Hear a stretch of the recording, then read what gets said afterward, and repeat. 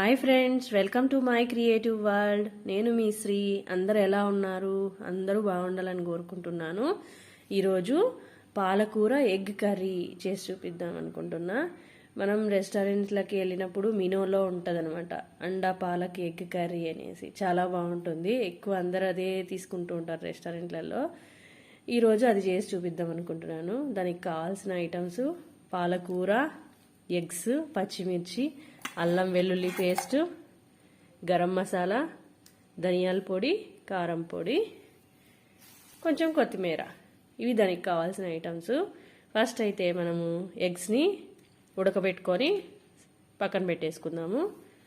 అలాగే ఈ పాలకూర ఉంది కదా, పాలకూరను కడిగేసి శుభ్రంగా కట్ చేసి దీన్ని గ్రైండ్ చేసి పేస్ట్ చేసి పెట్టుకుందాము.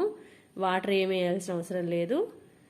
ఈ పాలకూర కడిగిన తడితోటే దీన్ని మెత్తగా పేస్ట్ చేసి పెట్టుకుందాము. అలాగే కొత్తిమీర, పాలకూర, ఒక 2-3 పచ్చిమిర్చి అవన్నీ వేసేసి పేస్ట్ చేసి పెట్టేసుకుందాం. తర్వాత ప్రాసెస్ చూపిస్తా. ఎగ్స్ ఉడికేలోపు ఈ పాలకూర నేను కడిగేసి చిన్న చిన్న ముక్కలు కట్ చేసి, పాలకూర, కొత్తిమీర, ఒక 4 పచ్చిమిర్చి ఇవన్నీ మిక్సీ వేసేసి పేస్ట్ చేసి పెట్టుకుందాం. ఇప్పుడైతే ఒక గిన్నె పెట్టేసుకొని స్టవ్ మీద వేడి చేసేసుకొని 4 స్పూన్లు ఆయిల్ వేసేస్తున్నాను. కొంచెం నెయ్యి కానీ బటర్ కానీ వేసుకున్నా కూడా బాగుంటుంది. 4 స్పూన్లు ఆయిల్ వేసేసుకొని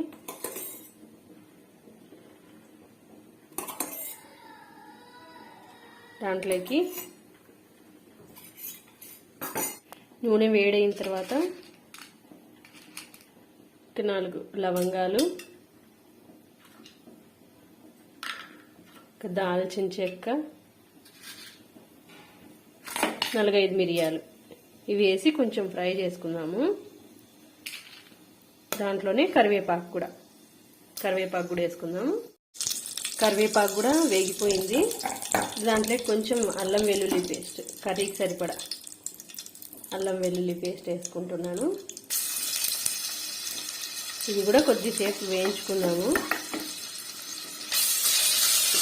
ఇది కూడా వేయించేసుకొని మనం ఇందాక పాలకూర, కొత్తిమీర, పచ్చిమిర్చి గ్రైండ్ చేసి పెట్టుకున్నాం కదా, దీన్ని ఈ పోపులోకి వేసేసుకుందాం. పోపులోకి వేసేసి ఉడికించుకుందాము. పాలకూర కూడా వేసేసాను. వేసి ఇది కొద్దిసేపు పోపులో వేయించేసుకొని తర్వాత కొన్ని నీళ్లు పోసి ఈ పాలకూర అంతా ఉడికించుకుందాం. పాలకూర వేసి కొన్ని నీళ్ళు వేసాను. ఉడుకుతూ ఉంది పాలకూర. కొంచెం మీడియం ఫ్లేమ్లో పెట్టేసుకొని ఇప్పుడు దాంట్లోకి పసుపు వేద్దాము. కర్రీకి సరిపడా పసుపు వేసేసి కొద్దిసేపు కలుపుకుందాము.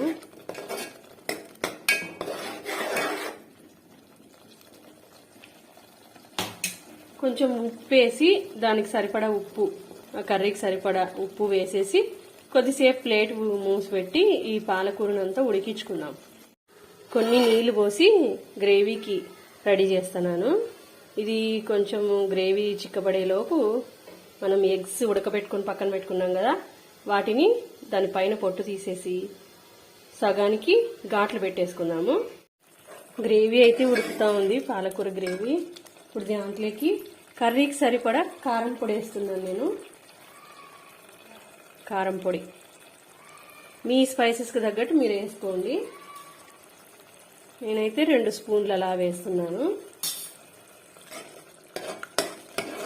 కొంచెం పచ్చిమిర్చి కూడా వేసాను కదా, అందుకు సరిపోతుంది. కారం పొడి వేసి కలిపేసుకొని కొంచెం దాంట్లోకి గరం మసాలా, ఆల్రెడీ చెక్క, మిరియాలు, లవంగాలు కూడా కొన్ని వేసాను. దాంతోపాటు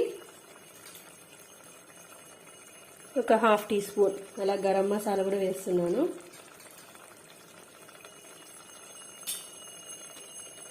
బాగా స్పైసీగా అనిపిస్తుంది కదా, అందుకు.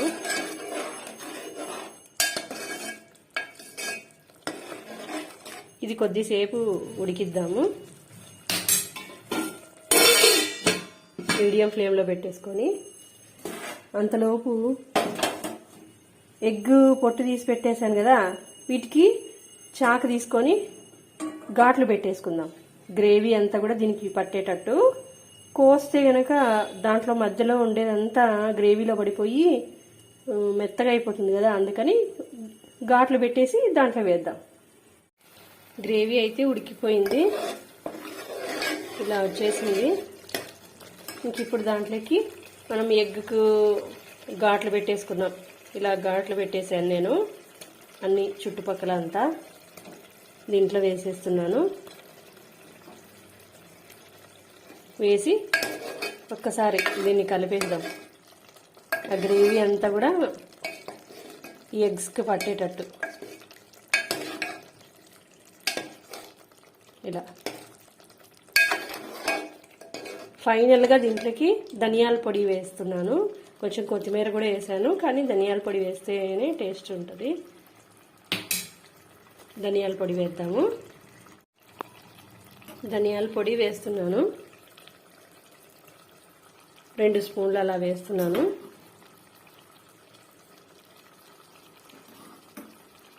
సరిపోతుంది. ఇదంతా ఒక్కసారి కలిపేద్దాము. పాలకూర ఎగ్ కర్రీ అయితే రెడీ అయింది. చూడండి. ఇంకా లాస్ట్లో ముందే బటర్ అయినా వేసేసుకోవచ్చు, బటర్ కానీ నెయ్యి కానీ వేసేసుకోవచ్చు. లేదనుకుంటే పాలల్లోది కానీ పెరుగులోది కానీ మీగడ ఉంటే అలా కొంచెం వేసేసుకున్నాం అనుకో, ఆ కమ్మదనం అంతా దీనికి వచ్చేస్తుంది. అలా వేసేసుకొని ఒక్కసారి కలిపేసుకున్నాము. ఇంకా కర్రీ అయితే రెడీ అయిపోయింది.